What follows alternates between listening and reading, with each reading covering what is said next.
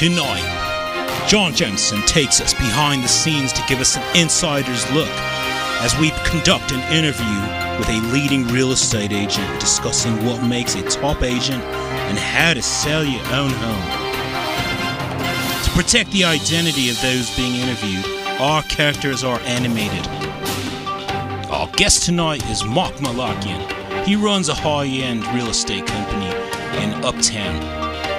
And now, your host, John Jameson. Thanks, Mark, for coming in. You're welcome, John. So, the purpose of our interview today is to get an understanding of what makes a top agent and what stops most people being able to sell their own homes. Mark, what do you feel really makes a top agent? Well, it depends how you look at it, really. As a seller, you generally pick the agent you perceive to be the most active, or the one who has the most listings. As an agent, for us, it's about the listings. Meaning? Well, for me, a good agent has lots of listings. If you've got listings, you sell and make money. Yes, we have to be good at negotiating and marketing, but listings are everything if you want to make money. In which case, how do you get lots of listings? Well, generally, the key is to tell the seller what they want to hear. What, in terms of price? Yeah, you're more likely to get the listing if you agree or overprice. Well, surely that won't help with the sale. No, not at first, but I will either convince them to go to auction and remove the price, or we'll give them lots of evidence of being overpriced during the first weeks of the listing until the price is reduced. And do you think that's right? Yeah, I'm okay with it because all sellers are unrealistic and there is always another agent that will tell them everything they want to hear. Okay, so getting the price right is the key to being a top agent. That's the thing that will help you get listings and eventually get the sale. You mentioned marketing and negotiation as other tools. Can you explain those further? Again, this is a twofold question. There is marketing to sell the home, then there is profile marketing I can get the seller to pay for. What does that mean? Okay, well, the internet, it's claimed, 90% of all property transactions are researched online. So by far the most effective method of advertising is online, especially through realestate.com.au and domain.com.au. Newspapers actually hit a smaller demographic and are more directed to promoting the agency and my profile to other sellers, so indirectly they help me get more listings. And the sellers pay? Yeah, they generally believe they need to be in there. I just ask them, where did you find me? They usually say the paper, so it's an easy sell. There are many upgrades on the internet that cost a lot of money. Are they worth it? Again, most buyers search newest to oldest and in a given price range so they find what they're looking for without too much hassle.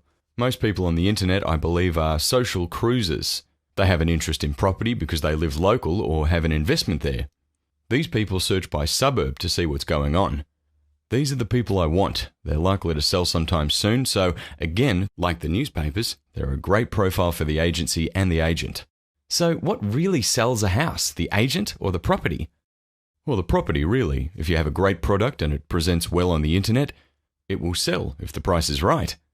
So professional or good quality photos and floor plans if possible. Why do you think people don't sell their own home? Good question, and one the industry is paranoid about. When you think how used car sales and the travel industry has changed with the internet and people used to doing business online, it's one that most people puzzle over. We're quite lucky the real estate industry is quite protected. How?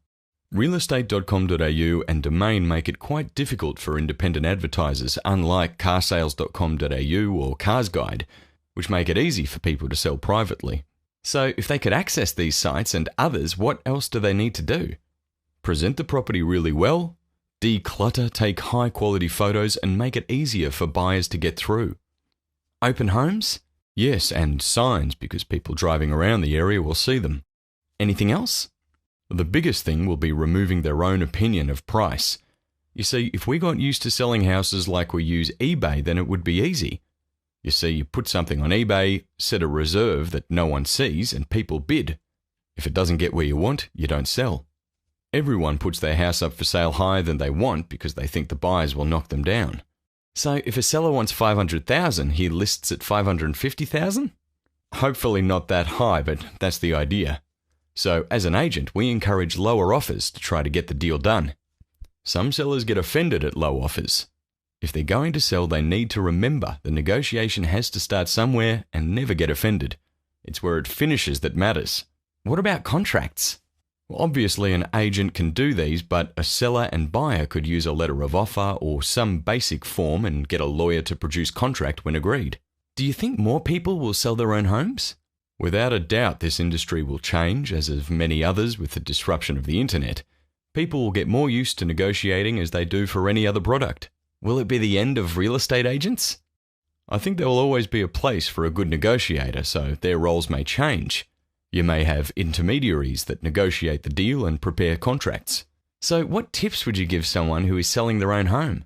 Be prepared to receive any offer and don't get emotional about it. You should know your bottom line and respond in a manner that encourages a second offer if the first is too low. When showing buyers through, don't oversell and encourage them to make an offer and never get offended. Alright, there you go, the secret's out. So, in summary, you use people's money to advertise yourself, you reduce the price expectations of the seller to bring the house the buyer's price, and complete the deal and get paid thousands for the exercise. That's pretty harsh. I've never looked at it that simply, but yes, I guess so. Good job I'm good at it. I might be out of a job soon. Thanks, Mark. I appreciate you coming in and your frank answers to my questions.